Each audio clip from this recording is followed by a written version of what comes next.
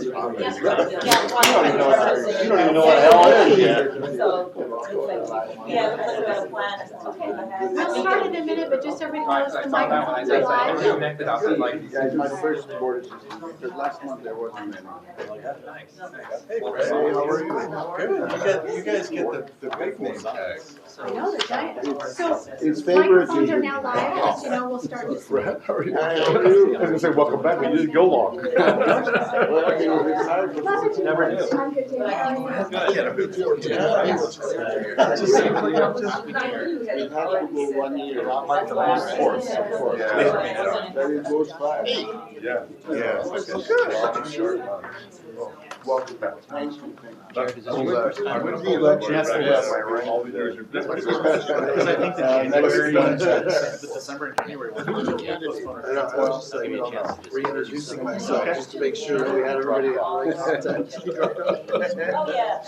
I think Fred's first one. But there's still someone in there. Oh, man, it's so bad. I don't know if you can see it. Right,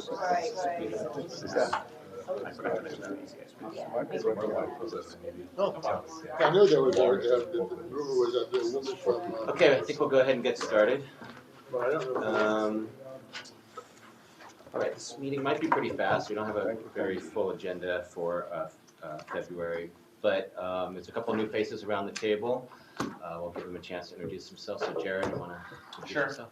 My name is Jared DeGonia. I'm with, I'm the consultant for governing board member Catherine Barger, who serves as the new Los Angeles County representative.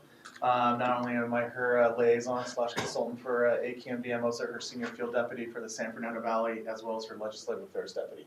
So, pleasure to be here. Thanks, Jared. And then familiar face, but different role. So Fred, you want to say a I'm couple Fred words? Manassian, a former AQMD employee. I'm a consultant to board member Judith Mitchell, both for here AQMD and the Air Resources Board. Okay. Do you want to, do you know everybody? Oh, Or maybe we would should you do like that. to have them introduce themselves? Yeah, why don't we go around?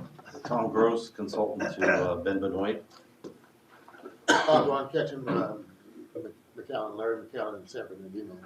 Bill Glacier, representing Michael Caccioli. Nancy Velasquez, Governing Board Liaison. All right, information management, production. Matt Holder, consultant to new board member Carlos Rodriguez, but I was with Dwight Robinson previously. Ben Wong with Michael Caccioli. James Emery with Supervisor Bartlett's office. Big Gilchrist, General Counsel. Welcome back, man. Okay. And do you want to just say hi real quick, Andy? We'll get a couple introductions, so introduce yourself. Andy Silva, consultant for Janice Rutherford. Okay, we'll jump into the agenda, the first item on our agenda. So that's reviewing the agenda for the February 7th board meeting.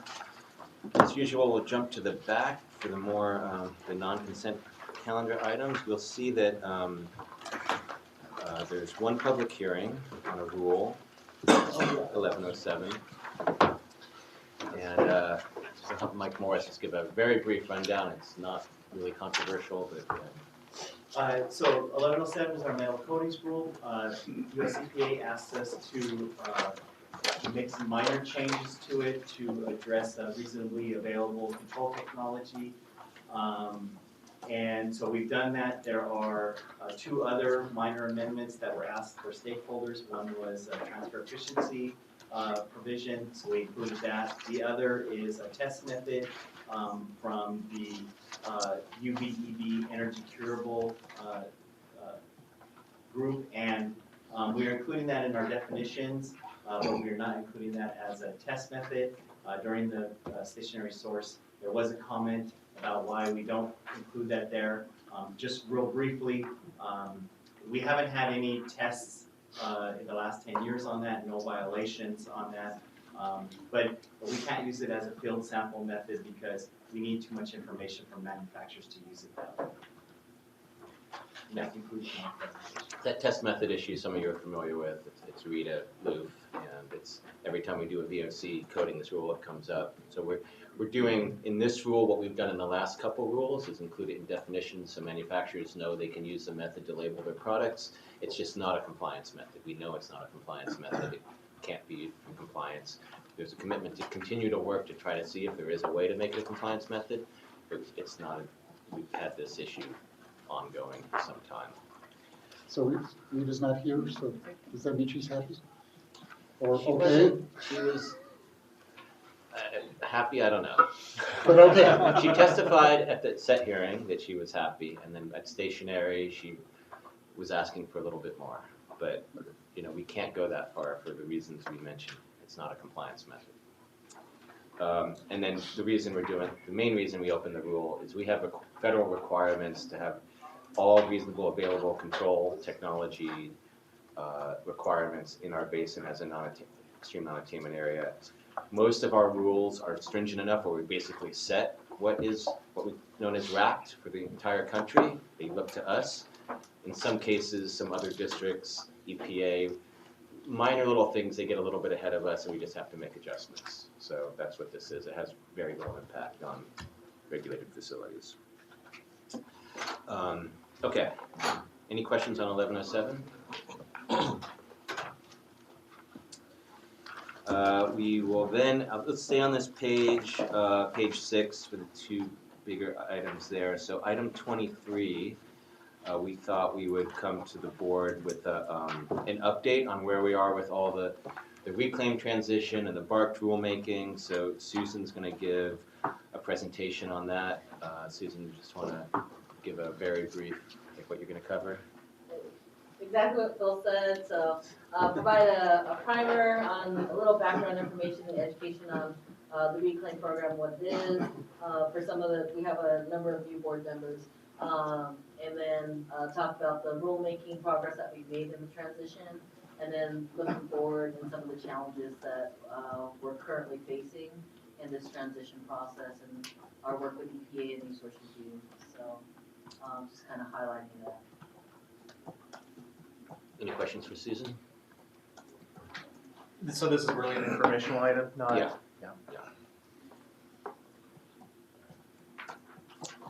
All right, and then Amir will give our annual status report on our resource review. Okay. So this is the first of the two reports that we prepare every year to demonstrate that our new source review program meets the federal NSR new source review program offsetting requirements for major sources that are exempt from providing offsets under our requirements. This is our preliminary analysis. We will come back with the board in September with our final determination. As long as our balances are in positive, we're in good shape. And the preliminary analysis was for 2018, and it demonstrates that our program is equivalent with the federal requirements. Any questions for Amir? Okay, and we will go to beginning of the agenda, item 2. So, some swearing in, newly appointed board members, the minutes, we haven't seen yet. There's no question on that. Did Matt? Yeah, so the first budget fiscal impact item is with TAO. So we had recently won a big $45 million award from the California Air Resources Board with Volvo to do essentially their battery electric trucks. As part of that award, the data collection was going to be done with CalSTART, and it was going to be through CSER, so UC Riverside. Turns out UC Riverside's Business Administration Office won't let them subcontract, so all we're doing is we're going to take that same money and we're going to contract directly with CalSTART because CSER couldn't do it. So there's no fiscal impact, we're just going to execute a contract directly with CalSTART for the collection. No questions on that. The next one is another one for TAO. It's something we bring to the board every year. It's just to renew our annual membership in the California Fuel Cell Partnership. That's a public-private partnership where we're trying to further hydrogen infrastructure and fuel cell vehicles, both light and medium. We have an answer for that. How's that coming along? there's more hydrogen So there vehicles are, out there now.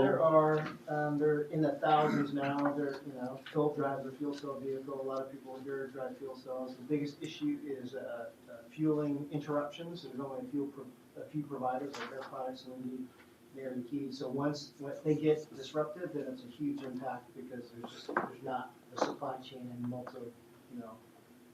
redundant suppliers. So that happened here last year for a short while where there was, fueling interruptions. It happened up in the Bay Area that had been going on. It's currently now back to kind of status quo normal, and so people are now talking about the cars again and not fueling interruptions. So, but it shows you that it's a nascent technology, we still need to incentivize it, and they're up to 68 stations that have been awarded. So the state is on the hook for 100 stations, and the CEC has the funding for that. Once we get to that 100, the partnership is looking at how do we get to an additional 100 to 1,000 stations throughout the state. Phil, I wanted to go back to the swearing in. I just had a question.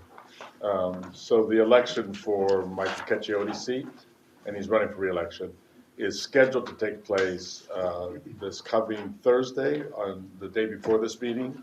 Of course, assuming it makes a quorum and he meets the vote requirements, would he be sworn in the following meeting, or can they add that to the agenda? I mean, I don't know that it makes any real difference because he continues to serve if nobody gets otherwise elected. Yeah, we'd evaluate it. Okay. One of either this one or the next one. Yeah. Probably the next one. Okay. Thank you. No problem. Okay. So any questions for Matt? More questions for Matt? Yeah, it's really been not an issue of having access to a station. It's having access to a station that actually has hydrogen. There's lots of hydrogen stations. They just don't all have hydrogen all the time. Okay, so Sujata is actually off-site today, so I'm gonna do item number 4. So this basically does two things. The first is that it recognizes up to $20 million from the Air Resources Board for AB 617 implementation. The actual amount is to be determined. The governor has cut the budget way down. There's all these negotiations going, but we expect we'll get at least 20 million, hopefully more.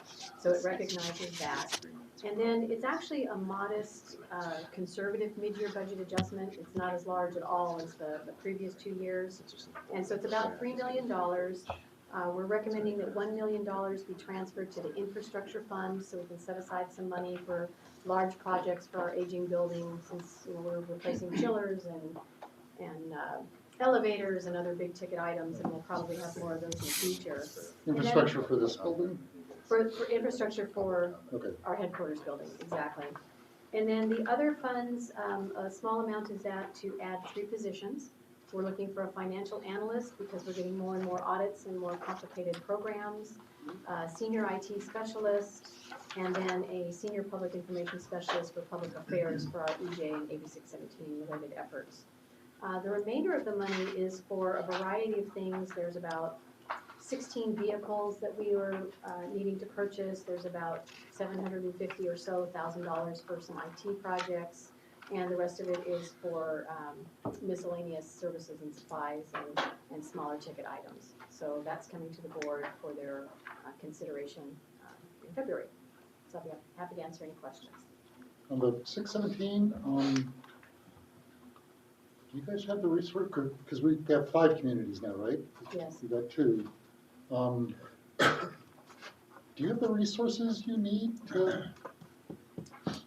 The short That's answer a is lot no. of work, and frankly, I worry about your staff. Us too. As you know, we had $20 million for the last year with the 3 communities, and we probably we did overspend that. We're learning, and we're going to be doing some things differently.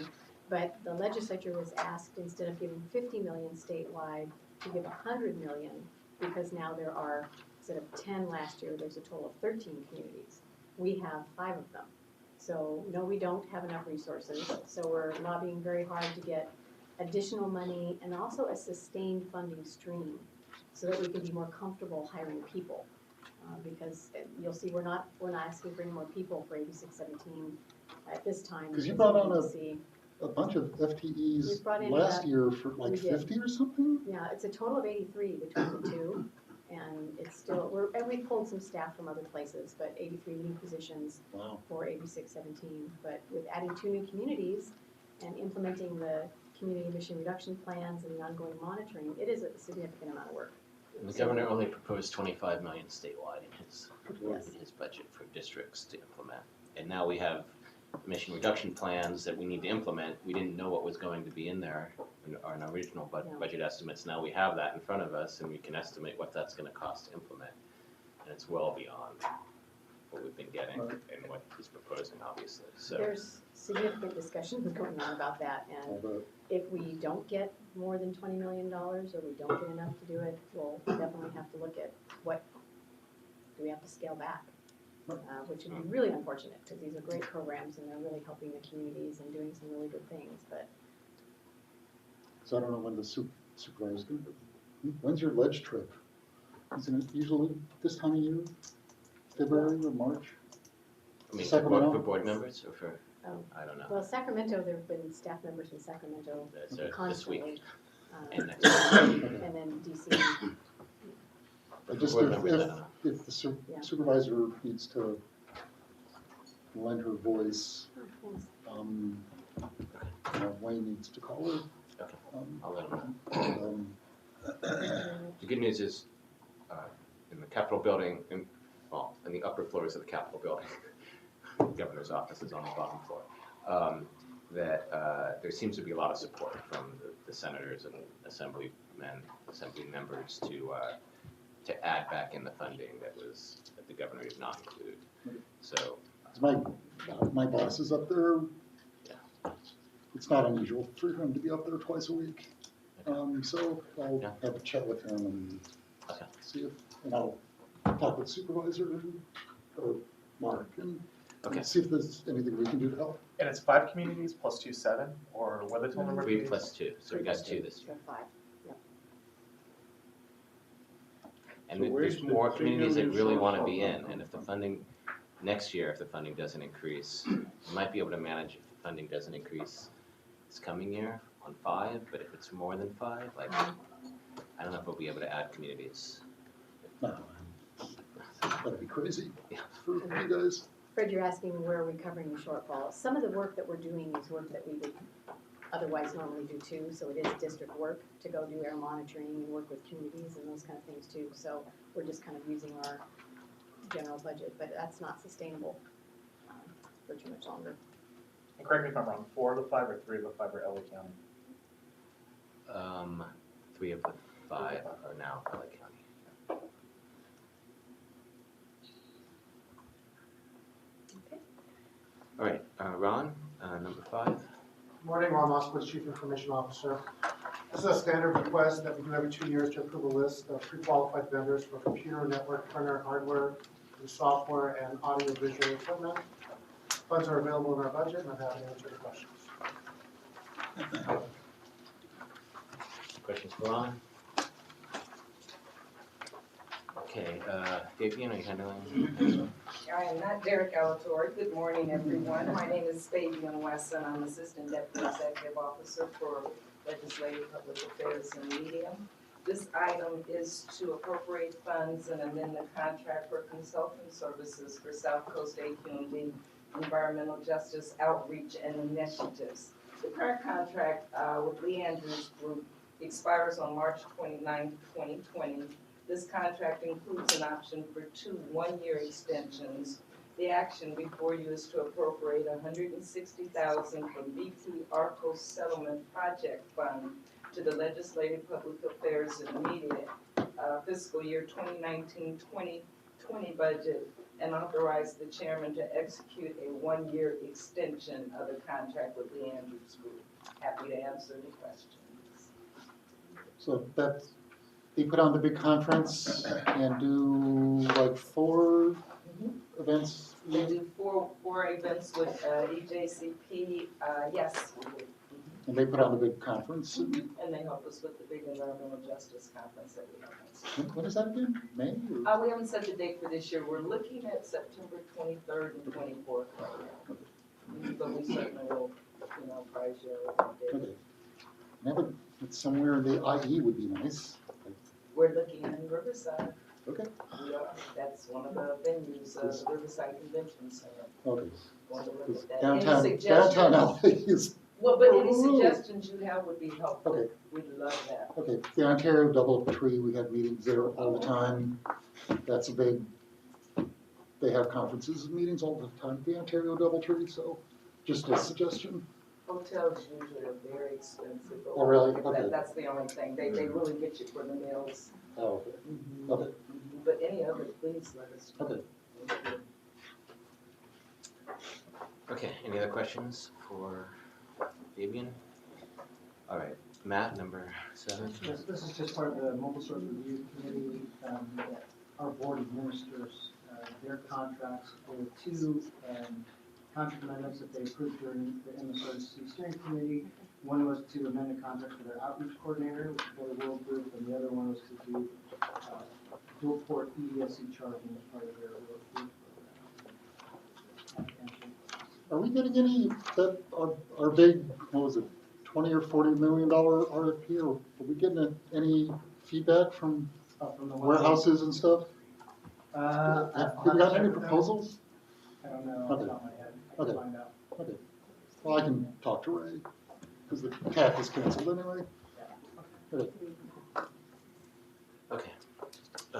So the next items on page 4 are just reports. Is there any questions on 8, 9, or 10? There was $185,000 penalty, I can't remember if it was one of the refineries or Tamco. Never mind, it's okay. I don't have that. That's today, okay. do you? Don't worry about it. Any update on the Delta Airlines? What happened over Cudahy? I don't have the details on that. I know I know you Derek's filed a probably up to notice, yeah. I don't think there's anything new on that from our end. We served them with a notice of violation. It takes a little while for that to go through the process. Okay. That's the latest on that. There's a series of public meetings, I think, this week. Okay. Derek's at. Okay, so on to, I have yeah. one question about the civil penalties. I think we're up to about $10 million this fiscal year already.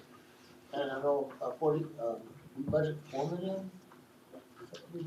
So they say in excess of $4 million, the 40% goes to the health, 20% goes to the health. Effects fund.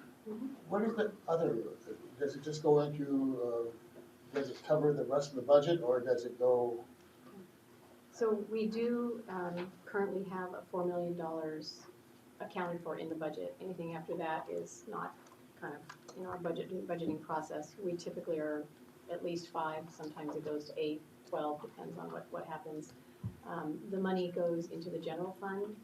There have been cases where the board has directed certain really large penalties, things like refineries or Coastal Canyon or others, that the board can say, we want to do some projects in the community, but it goes into the general fund. Well, the reason I'm bringing this up is that we have a program right now in regard to filter, creating, installing filter systems in schools. It seems like if you can put 20% of the excess into research, might be good. Has the staff ever thought about putting some of that excess money into actually having a program where you identify the schools that need it and go to the board and ask them to approve? There's a program long like list that. of worthy things that penalty money can be used for, so I don't know that we specifically have looked at it as a certain percentage. I think because it varies so much. Because one of the things, is, especially in the area where you have warehouses, is diesel emissions from the trucks, and I think it would be certainly one of the things that I would think we would be really concerned about is the health of these kids, and of course everyone else, but especially the kids who are near these transportation routes, and the impact that these are on. Were you at the last 617 meeting? No. San Bernardino, Muscoy, 17 community, the last meeting, staff had the participants, the steering committee, start prioritizing schools that are near those kinds of facilities. So the idea is your folks who are working on the 617 stuff, they can have a shovel-ready list of schools, and when money does become available, we know that school goes first Well, because they're closer to That's good. the rail yard or But it would something seem like like that. it would be a good thing if the board would support something like that suggested just now. So Ron, one thing we have been successful in is getting external money for these projects, so not necessarily all our penalty funds, Well, I but think that's good. EPA's penalty funds and CARB settlements, they're giving us that money to But my do. sense is that most of the schools that have been identified are in LA County. There's been a lot done in Coachella Valley and in San Bernardino. And the AB 617 funding, not the implementation funding we just talked about, but even that incentive funding, some of that can be used for filtration too, if it's in the community emission reduction plan. So there are lots of other funding opportunities for those types of projects that continue to come up, and so whether that's the best use of these other funds or not, it's a board decision, but we're not really short of funding for those types of things at this point, at least in the 617 communities. Okay, so on to page 5. Any questions 11 through 14? Lots of warehouses. And anything on rules? Is there any I big think, changes I to the think, road calendar? I think it's all pretty much warehouses in May, railroads Yeah. in December. We talked at Mobile Source about the challenges of warehouses in May. Oh, that's Still on right. the calendar, That's right. but yeah. And I did see at the end of the list, there were like 20 or 30 potential rules, but they were all TBD, so. Well, every year, we're required in December of every year Right. to list every potential rule that we might amend in the coming year. Gotcha, okay. So we don't want to tie our hands. Right. So we list everything we could think of that could possibly come up. Because that was like the furnace rule that Yeah. you guys So did a great job on. yeah, taking care of. so we carry that forward every month. Okay. That TBD list. That doesn't mean we're going to act on those rules. Okay, just covering. Covering our bases. Yeah. Gotcha, okay. It's more important to look for the new members, especially, Fred knows, look at the ones that are actually calendared, that have a specific month listed. Those are the ones we're trying to get to this year. Gotcha. Okay, anything else on 11 through 14? Okay, and then there's committee reports. We have circles on these, which means you don't necessarily have them yet. But anything on 16 through 22 you want to bring up on the committee reports? Voting district authorization? Yeah, the latest is, it was potentially a 2-year bill, but no longer. It was pulled from Senate appropriations, so we're I know you were looking at the Looking bill at- in February, so how's that going? it's up there Monday and Tuesday of this week. So yeah, we're just talking to members and gauging interest and new authors and. Okay.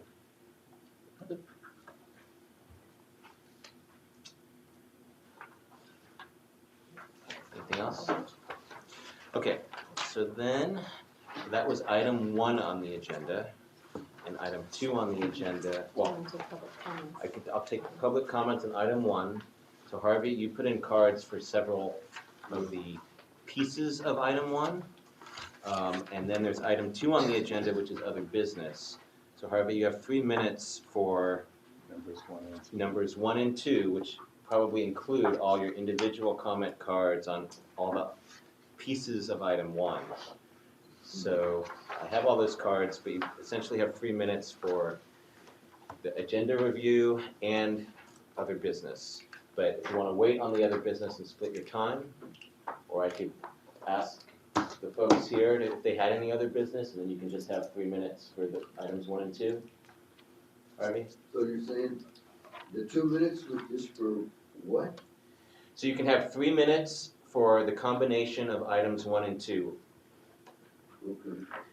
So you have the opportunity right now to speak on item 1, but you have 3 minutes for both. I would suggest, let's see if there's any, Item 1 is the whole Item 1 is the whole agenda. It's not just the whole board agenda. That's one item. But you can start speaking now, and you can speak again on item 2, but you'll have 3 minutes for both, or I could go to the committee now. We don't know what item 2 is, It's just other business, which means anything can come up. which means any person on this committee can discuss Anything. Okay, anything.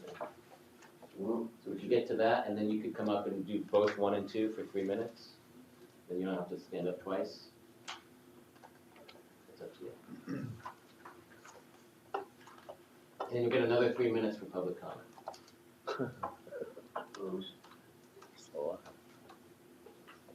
I guess I'll wait for the other business. Okay. Is there any other business that anyone wants to bring up that wasn't on the agenda? Seeing that, so Harvey, you have 3 minutes on items 1 and 2.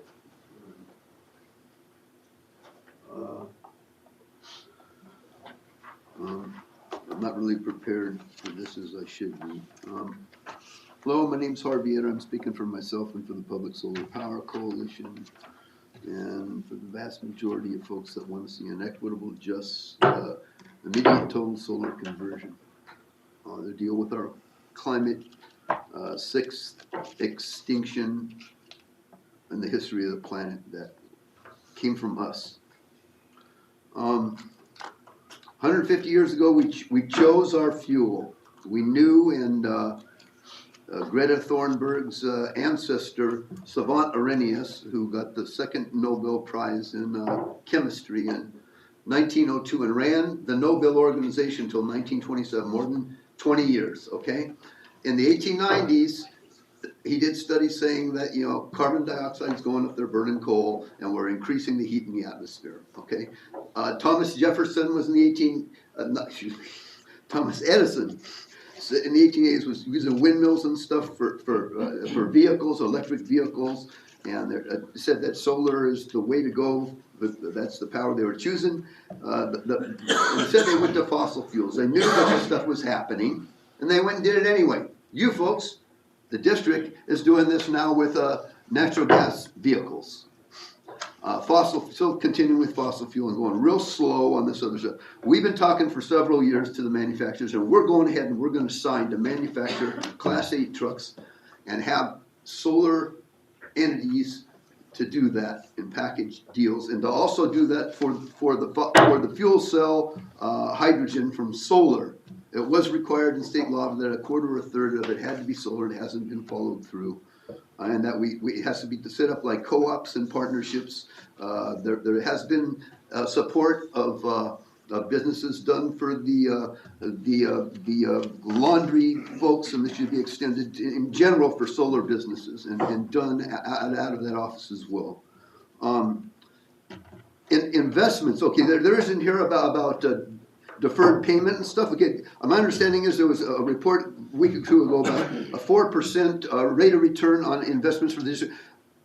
All of the investments, we have to divest from fossil fuels the way the University of California divested 40 years ago from investments in South Africa. We had 400 people arrested, taken over the administration committee in 77, 78 at UC Santa Cruz, and met with the Secretary of Treasury there, whose daughter was going to school, and got policy, not BYD, against that stuff, but that's a model to divest of fossil fuels and to redivest equitably, and society look at what to do with the extra margin. There is extra margin of benefits from solar, and that's before us.